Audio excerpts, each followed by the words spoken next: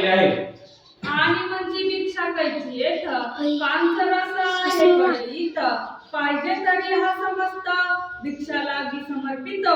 वाईट लोकांची वाईट बुद्धी, जे भिक्षा मागायला आला आहे त्याला कासारातल्या गल्लीतली अधर्मी लोक काय म्हणू लागलेले आहेत, फक्त आम्हाला त्या बांगड्याचा रस म्हणजे जो तापवलेला असतो ना, तो काय म्हणतात त्याला, कांचरस. कांचरस म्हणजे त्या बांगड्याचा जो रस असतो, तापल्यावर बांगडी तापल्यावर जे ज्वाला तयार होते ना, ते रस होतोच ना, तो फक्त कढईत ठेवलाय. काचाचा रस जो कढईत ठेवलाय तेच आमच्याकडे तुला भिक्षा वाढासाठी, दुसरं काहीच नाही असं धर्मी लोक शंकराचार्याला बोलू लागले आहेत. ते स्वामी म्हणती कासारा प्रती तुमची आहे जैन आती, तरी अन्य भिक्षा न घेऊन इच्छिती कांचरसाची आम्हा द्या. काय म्हणते बघा तुम्ही, शंकराचार्य काय म्हणू लागलेले आहेत, आमचं काम आहे भिक्षा मागायचं, तुम्ही काय करा, तुमच्या जे आहे ते द्या, कांचरस असू द्या नाहीतर काय तर असू द्या, आम्ही भिक्षा मागतोय, तुमच्याकडे जे आहे ते द्या, आम्ही स्वीकारायला तयार आहे, असं शंकराचार्य स्वतः बोलू लागलेले आहेत. ऐसे तया प्रती सांगोनी स्वामी म्हणती शिष्या लागुनी तुम्ही स्वहस्तांच्या ओंजळी करूनी कांचरस प्राशी जय. स्वामी म्हणजे आपले शंकराचार्य महादेव अवतार काय म्हणू लागले आहे शिष्याला, की बाबांनो तुम्ही तुमची ओंजळ करा, जो कांचरस आहे, जो बांगडीचा वितळलेला भाग आहे, तो जो रस आहे, जी ज्वालामुखी आहे तापलेली कडक, जेव्हा काच गरम असते, काचला जेव्हा तापलं जातं त्याचा जो रस असतो तो लय गरम असतो, मातीत टाकला तरी पण माती जळून जाते. ह्या पद्धतीने जो काचेचा रस आहे ना, ते आपल्या शिष्याला म्हणू लागले आहे, तुमच्या ओंजळीमध्ये घ्या बाबांनो आणि त्याचं प्राशन करा, असं शंकराचार्य आपल्या शिष्याला बोलू लागलेले आहे. ऐसे स्वामींचे ऐकून वचन विमोनी सकळ शिष्य जन म्हणती वाचलो तरी या समान बहुत गुरु संपादू. हा, स्वामीचं वचन, स्वामीचं ऐकून ते काय म्हणू लागले, बाबा हे कसं, की बाबा हे एवढं मोठं तापलेलं आहे, ते कसं प्राशन करायचं, कसं आणि वाचायचं, याच्यामधून हे वाचणं शक्य नाही, हा गरम ज्वाला आहे, हे हातावर पडतात हात जळून जाईल असं त्यांना थोडी भीती वाटू लागलेली आहे. आणि शंकराचार्याकडे बघत त्यांनी, म्हणजे त्यांच्याकडे ताकद नाही की बाबा आम्ही हे काचेचा रस आम्ही हातामध्ये घेऊ, असं त्यांना भीती वाटू लागलेली आहे. हा प्रत्यक्ष तप्त कांचरस स्पर्शता मृत्यू येईल आम्हास, ज्याचे त्वनेची घ्यावे विषा आम्हाला लागे सेवा ही. शेवटी शिष्य गुरु स्वामींनी जे वचन दिले आहे ते ऐकावं लागलं, पण इथं पुढे काय व्हायला, की हातावर टाकले की हात भाजून जातात, हात पोळतात, त्यामुळे ते काय म्हणते, स्वामी आम्ही हाता भेटत आम्ही मरू, आम्हाला काहीतरी होईल, हे विष प्राशन केल्याचं वरच आहे, हे आम्हाला नको, आणि ज्यांना कोणाला घ्यायचं आहे त्यांनी घ्या बाबांनो, आम्ही काय घेणार नाही, विषयाच्या वरचं हा तुम्ही काचेचा रस आम्हाला द्यायला लागला, हे काही शक्य नाही, असं स्वामीचे शिष्य बोलू लागले आहे स्वामींना. ऐसे बोलून शिष्य जन पडू लागले सर्व ते तुना, मग स्वामी ओंजळ करून म्हणती होता कांचरस. हा, पळणाऱ्याची भूमिका मधील हे स्वामीचे शिष्य, जे स्वतः महादेवाचा अवतार आहे ते पळू नाही शकत, कारण का त्यांच्याकडे तेवढी ताकद आहे पचवण्याची, ते शिष्य सगळेजण पळून गेलेले आहेत, फक्त एकटे राहिले आहेत ते आपले महादेव अवतार शंकराचार्य, त्या कासाराच्या पुढे आपले फक्त शंकराचार्य उभे राहिले आहेत आणि बाकी शिष्य सगळे पळून गेलेले आहेत. आहो पूर्वी समुद्र मंथन काळी काल कुटक विष ज्वाला माळी प्रकटला येऊन तया जवळी सोये प्राशीचा झाला जो. हा, इथे काय सांगितलं आहे ग्रंथ करतेने, जेव्हा समुद्र मंथन झालं तिथं जे विष प्राशन, जे कल आपल्या कंठामध्ये जे महादेवाने विष प्राशन केलं, तेवढी अशी याची अनहा त्या शब्द नाही मला, एवढी असं समुद्र मंथनाच्या वेळी विष प्राशन केलं असा महादेव, एवढ्या गोष्टीला काय होईल असं त्या ग्रंथकर्त्याने सांगितलेलं आहे. तोची तो शंकराचार्य भगवाना तयासी काय कांचरस कठीण कैवांतीच्या कुशाने लागून गेल जाण क्षणार्थे. हा, समुद्र मंथनाच्या वेळी एवढं मोठं विष प्राशन केलं आणि तो त्याचा अवतारच हा शंकराचार्य, त्याला काय होणार एवढे आहे ना, त्या काचेच्या रसाला काय, तो स्वतःच अग्नी, त्याला ह्या अग्नीने काय होणार, असं या मोठ्या आपला महादेवाचा अवतार शंकराचार्याला ग्रंथ करता असं म्हणून लागलाय की ज्याला विष प्राशन केलं तरी काय झालं नाही, एवढ्या काचेच्या रसाला काय होणार आहे, असं ग्रंथकर्ता बोलू लागला आहे. असो मग ते दृष्ट कासार तो तप्त कांजरस प्रखर आचार्याचा सत्वर ओतिते झाले भिक्षेसी. हा, आपला शंकराचार्य त्या कोल्हापूरच्या नगरीमध्ये कासाराच्या गल्लीमध्ये गेलेला आहे आणि ते जैन धर्मीय अधर्मीय लोक आता भिक्षा मागायला गेलेले आहेत. आता तर सगळे शिष्य पळून गेलेले आहेत. शंकराचार्य म्हणजे शंकरावतार, तो भिक्षा मागायला गेला, भिक्षा तर घ्यावच लागणार. तर त्या वाईट कृत्य लोकांनी कासाराने आपल्या या स्वामींच्या हातामध्ये कासाराचं तापलेलं ते कात्रस ओंजळीमध्ये ओतलेलं आहे.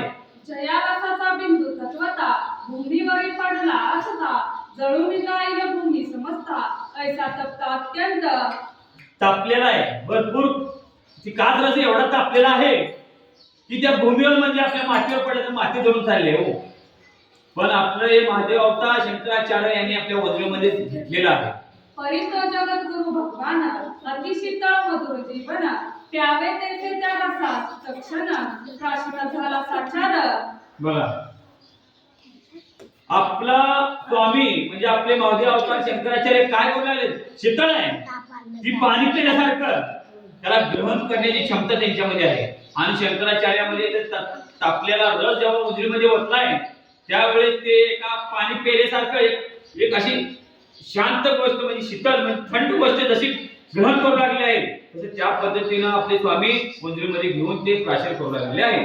ऐसे तयाचे पाहुणी साहस कासारांचे दसकले मानस म्हणती हा पै पुराण पुरुष धर्मस्थापनार्थ अवतरला. हा, आत्ता कळालं की अधर्मी लोकांना हा कोण आहे.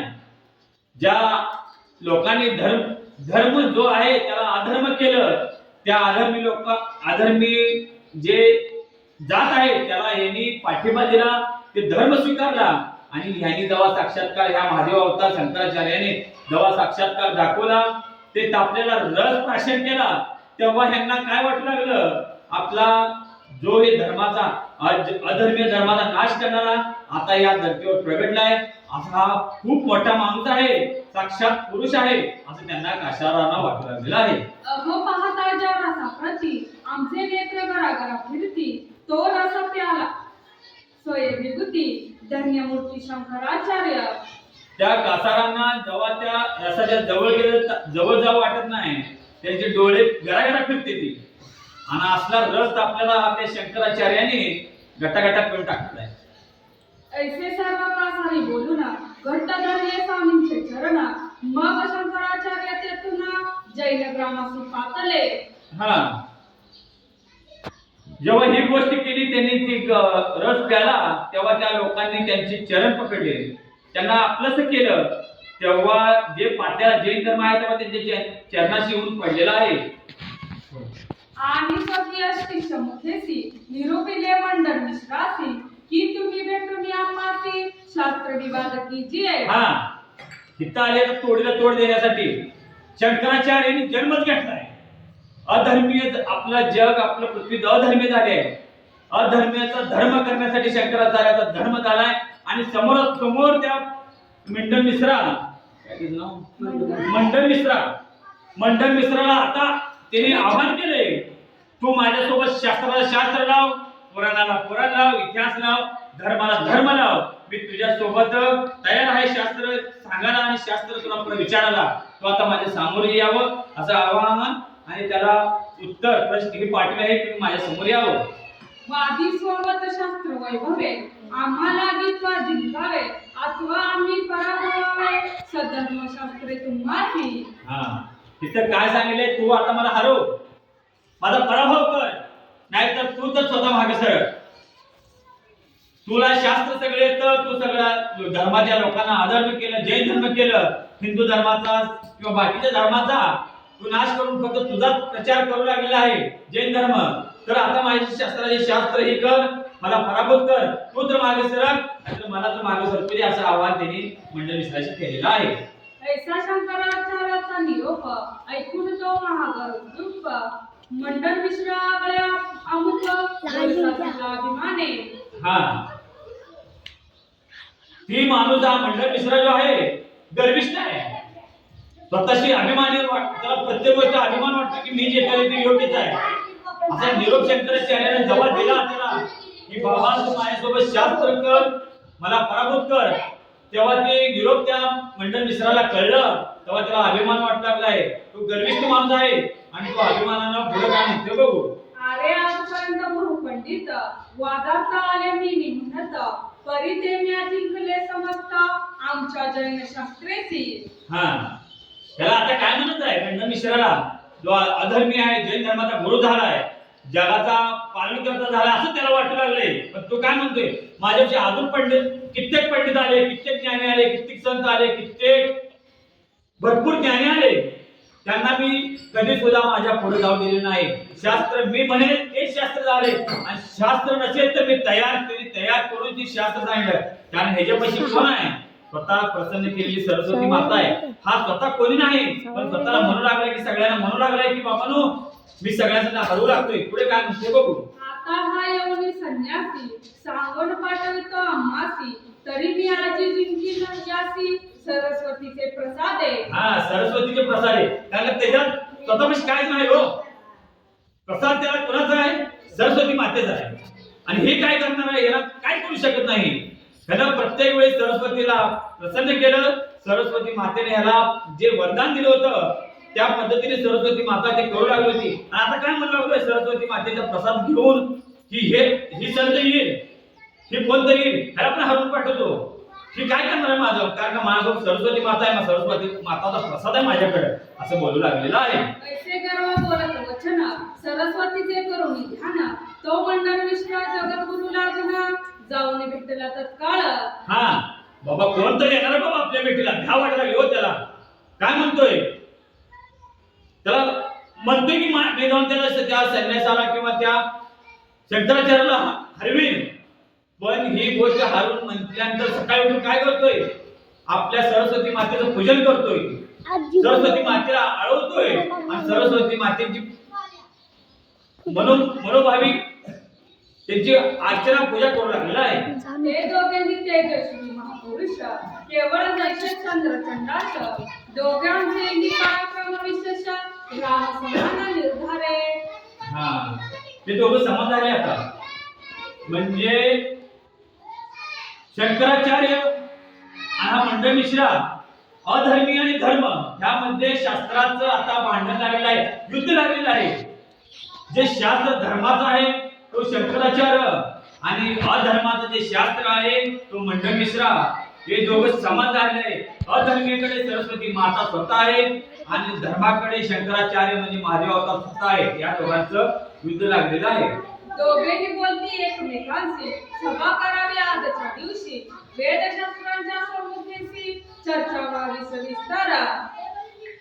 जसं चर्चा कशी व्हावी, सगळ्यांच्या समवेत, सगळ्यांसोबत जे वेदशास्त्र आहे त्याच्या समवेत सगळ्यांची चर्चा व्हावी असं दोघांचं म्हणणे आलेलं आहे. 4 माणसं बसवायची, ज्याला काय कळतंय बघू, ह्याला जे शास्त्र कळतंय ह्याला शास्त्र कळतंय, हा दोघांचं शास्त्र बघायचं की पण 4 माणसात असं या दोघांचं बोलणं होऊ लागलेलं आहे. पूर्व पक्ष उत्तर पक्ष करून अर्थ विवरावा संपूर्ण, ज्याचे अर्थ न होय पूर्ण तयाचे शास्त्र मिथ्या पै. हा, ह्यांचं काय ठरलेलं आहे आता की जे शास्त्र आहे ते मी सांगणार आणि तू त्याचं उत्तर द्यायचं. त्या शास्त्रामध्ये मला जे काही प्रश्न पडतील ते मी तुला विचारणार, तू त्याचं उत्तर द्यायचं. तू शांत बसलाय, तू हरला, तुला लय शास्त्र कळते ना, तर तू शास्त्राचं उत्तर द्यायचं, मी तुला प्रश्न विचारणार. आणि पहिल्यांदा 4 वेदाचं शास्त्र, तू 4 वेद घेतले तर 4 वेदाचं शास्त्र तू सांगायचं आणि त्यामध्ये अडचणात मी प्रश्न विचारतो, त्याचं उत्तर द्यायचं आणि जो उत्तर नाही देणार तो पराभूत होणार. असं दोघांचं पूर्व आणि पश्चिम ते 2 बाजू कसे, पूर्व आणि अपूर्व असं 2 बाजू करायच्या आणि दोघांमध्ये शास्त्राचं युद्ध लावायचं, असं दोघांच्या गोष्टी होऊ लागलेल्या आहेत. आणि जो पराजय पावेल तर धर्म विश्वंधुनी सकळ, ग्रंथ ही तयाचे तत्काळ बुडवून या टाकावे. हा, ह्या शास्त्राच्या युद्धामध्ये शास्त्र, वेद, पुराण हे धर्माचं, अधर्मी लोकांचं धर्म जे अधर्माने केले ना त्याचं धर्म खरं असेल तर ते शास्त्र खरं असेल तर ते शास्त्र बोलायचं. जे धर्माचं जे शास्त्र आहे ते धर्माचं शास्त्र खरं असेल तर त्या दोघांची जे पराजित होईल त्याने त्याचं ग्रंथ सोडून द्यायचं त्याने पराभव स्वीकार करायचा. जे चुकले, जे मागे पडेल किंवा जे धर्माचं उत्तर, शास्त्राचं उत्तर नाही देणार, त्याने पराभव स्वीकार करून त्याचा ग्रंथ नाशवंत करायचा, असे या दोघांमध्ये बोलणं चालू आहे. ऐसे दोघेही प्रतिज्ञा बोलून बैसलेमध्ये पडदा लावून सर्व जातींचे लोक तत्क्षणी सभेला फातले. हा, तिथं आपलं कसं गावाचं काहीतरी धर्म अधर्म गोष्टी चालू झाले का, तसं ह्या दोघांमध्ये अधर्मी आणि धर्मामध्ये, शंकराचार्यामध्ये आणि मंडळ मिश्रामध्ये ह्या दोन गोष्टी ठरलेल्या आहेत की बाबा तू पडदा टाकला त्यांच्या दोघांच्या मध्ये, तू ह्या साईडला बस, तू ह्या साईडला बस, तू इकडून तुझा धर्म सांग, तुझं शास्त्र सांग.